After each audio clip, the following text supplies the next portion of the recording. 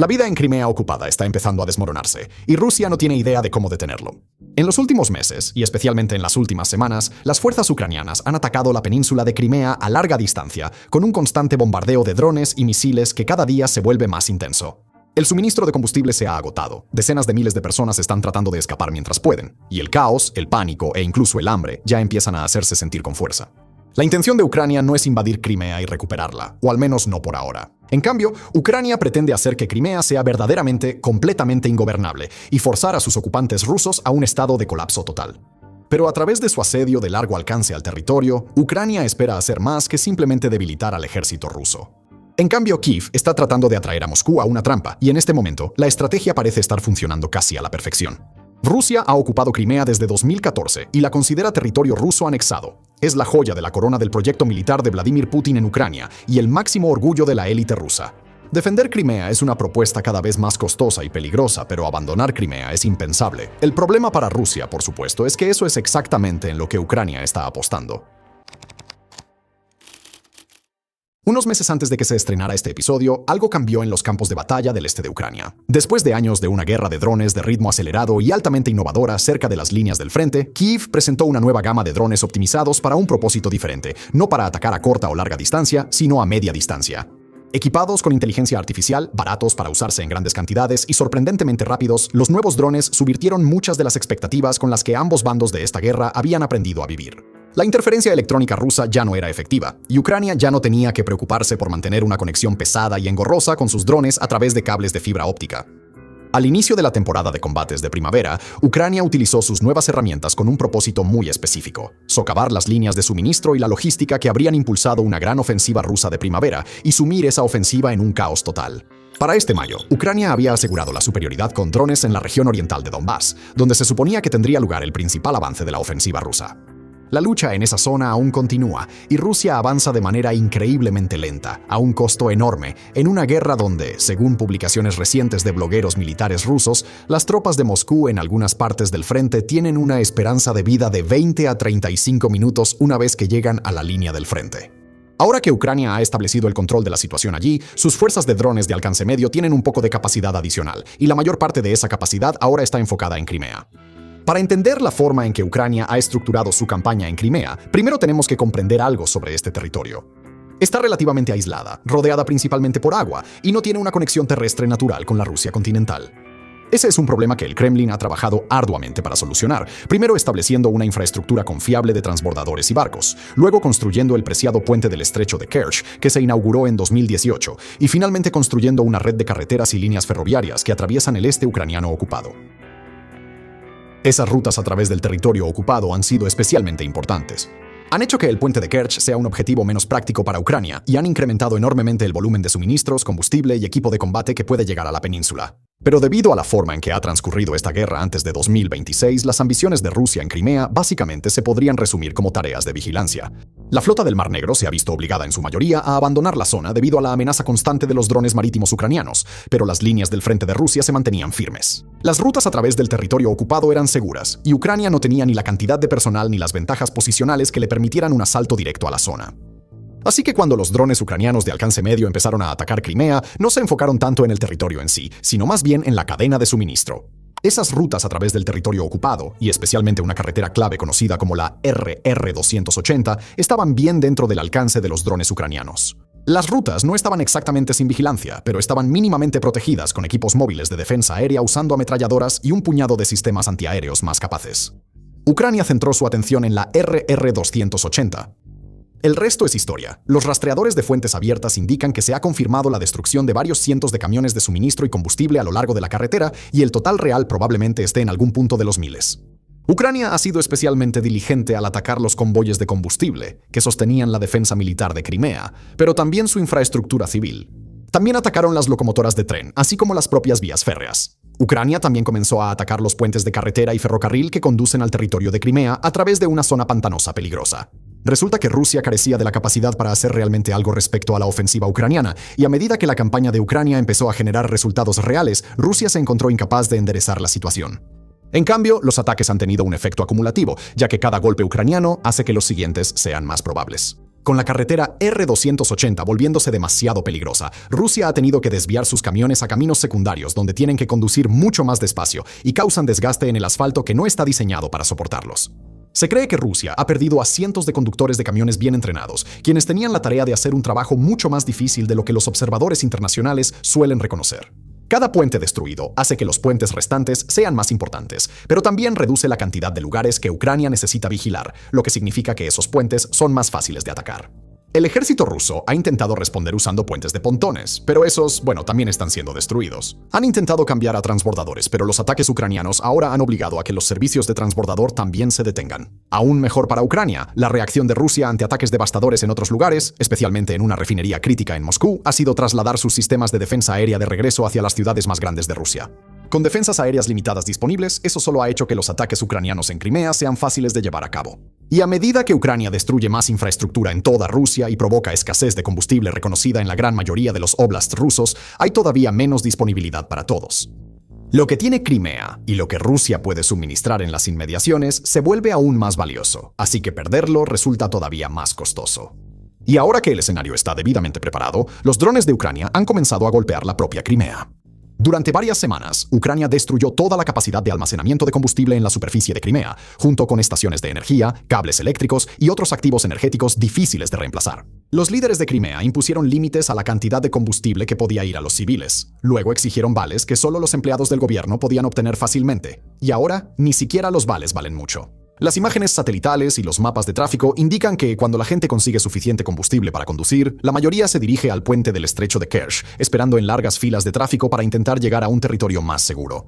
Y según la propia admisión de los líderes de la Crimea ocupada, los ataques con drones ahora son constantes. Citando a un funcionario durante una transmisión de radio desde el territorio, las sirenas de defensa aérea de Crimea ya no suenan porque, cito, las sirenas estarían sonando 22 horas al día y nadie podría dormir.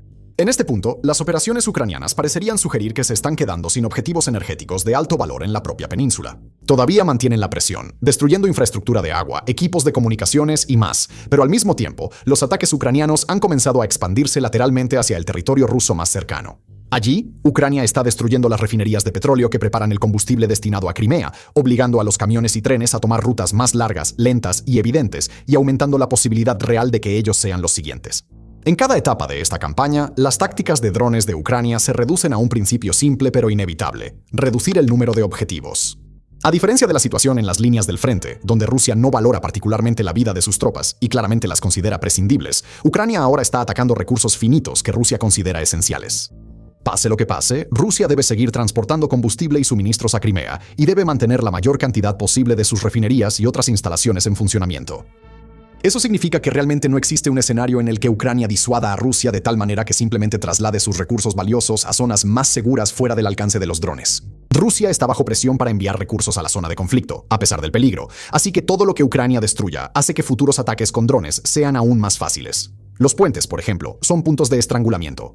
Quiero decir, si destruyes la mitad de ellos, el resto tiene que soportar el doble de tráfico. Los camiones en tiempos normales saturan las carreteras, y los camiones individuales y sus conductores pueden intentar esconderse entre la multitud. Pero cuando solo hay un par de camiones en la carretera, Ucrania solo necesita poner unos cuantos drones en el cielo para mantenerse al día.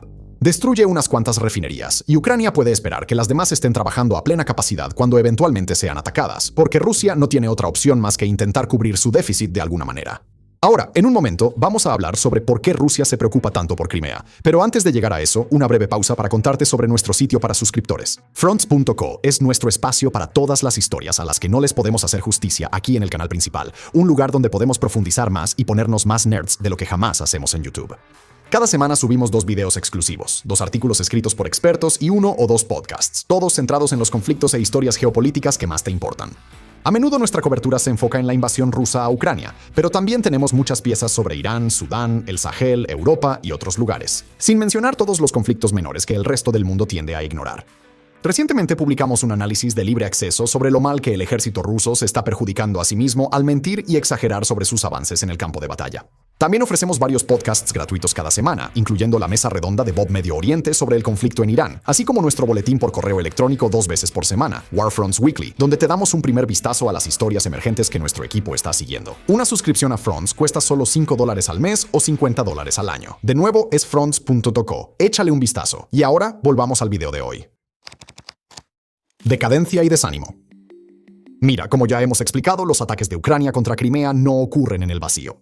Crimea está en un estado de crisis tan agudo porque Ucrania está debilitando la red mucho más grande que sostiene la península, ya sea desde los territorios ocupados o desde la Rusia continental. Pero esa difícilmente es una relación unilateral, y ahora el impacto de la campaña de largo alcance en Crimea está empezando a notarse en otros lugares.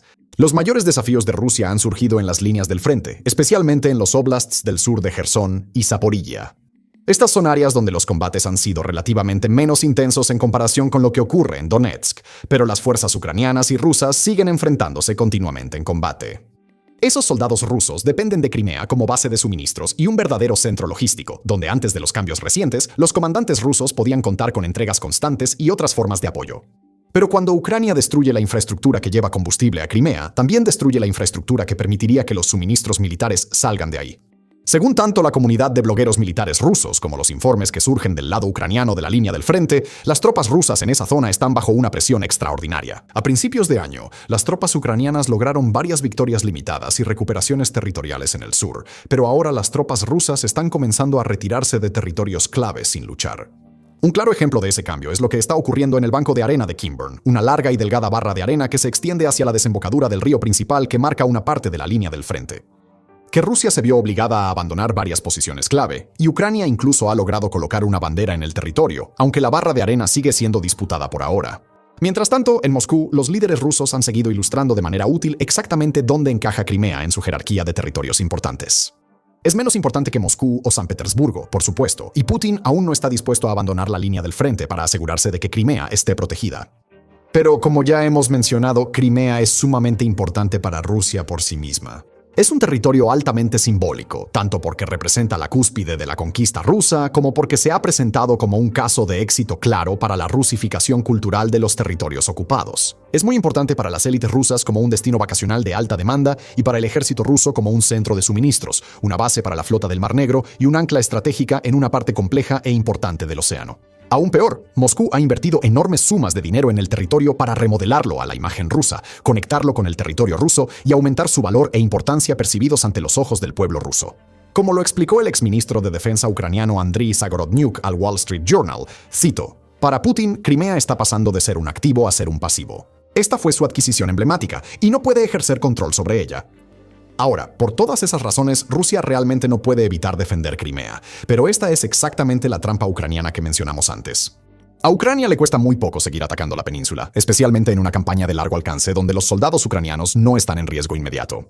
Rusia, mientras tanto, tiene que seguir enviando defensas aéreas, combustibles, soldados y suministros a Crimea por cualquier medio necesario, incluyendo reemplazar camiones, transbordadores e incluso puentes donde sea posible. Abandonar Crimea simplemente no es una opción. Eso sería admitir una derrota que Putin no podría ocultar y que probablemente su operación militar no sobreviviría. El único camino a seguir es seguir enviando recursos al territorio con la esperanza de que algo pueda cambiar del lado ucraniano. Sin embargo, en este momento, no hay ninguna señal de que Ucrania vaya a empezar a desacelerar. Dicho todo esto, queremos enfatizar que una operación terrestre ucraniana para recuperar Crimea sigue siendo muy poco probable en el corto plazo. Ucrania enfrenta varias barreras estratégicas y tácticas que harían que una ofensiva sea casi imposible. Graves y crónicas carencias de personal, una cantidad considerable de territorio ocupado entre Crimea y las líneas del frente ucranianas, y el hecho de que, debido a que Ucrania destruyó los puentes hacia la península, no tendría otra opción más que intentar un desembarco anfibio sumamente arriesgado. Pero en este momento, Ucrania no necesita recuperar Crimea directamente, y la trampa de desgaste que Ucrania le ha tendido a Rusia podría ser en realidad más valiosa a largo plazo. Después de todo, si Ucrania mantiene la presión y sigue haciendo que Rusia sufra bajas, entonces una eventual operación para recuperar Crimea será cada vez más fácil. Sin embargo, hay una gran victoria simbólica que Ucrania podría intentar lograr relativamente pronto. La destrucción permanente del puente del estrecho de Kerch. Recientemente, Ucrania ha mantenido la presión sobre el puente, lanzando suficientes drones en esa dirección para mantener a los defensores locales en alerta, pero en realidad no ha sido un objetivo principal, y hay una buena razón para ello. Según funcionarios de inteligencia ucranianos, el puente ha estado estructuralmente comprometido desde hace algún tiempo, lo que es parte de la razón por la que Rusia ha restringido el traslado de cargas más pesadas, especialmente combustible. Pero al destruir todos los demás puentes y mecanismos de los que Rusia ha dependido para transferir combustible, Ucrania crea el mismo cuello de botella crítico que ha generado en todas partes. Muy pronto, Rusia solo tendrá dos opciones: enviar combustible a través del puente comprometido o no suministrar combustible a Crimea en absoluto. El problema, por supuesto, es que esos envíos de combustible pueden ser atacados, y si Ucrania logra golpear un gran envío en el momento adecuado, entonces puede convertir ese combustible ruso en una bomba masiva sobre un puente comprometido que se habría convertido en la última línea de vida de Crimea. Hasta hoy, el puente está saturado por esos atascos de tráfico que mencionamos antes, miles de civiles que se han dado cuenta de que es momento de irse. Por esa razón, es poco probable que Ucrania ataque el puente en el punto álgido de la evacuación. Pero una vez que ese tráfico disminuya y haya menos presión sobre la estructura del puente, Rusia podría intentar transportar grandes cargamentos, lo que brindaría la oportunidad que Ucrania ha estado tratando de crear. O tal vez Rusia no se arriesgue y Crimea se quede sin combustible, luego sin defensas aéreas y quizás incluso sin soldados. Para Moscú es una situación en la que pierde de cualquier manera. Pero de nuevo, eso es precisamente lo que se buscaba con el asedio de Crimea. Gracias por vernos.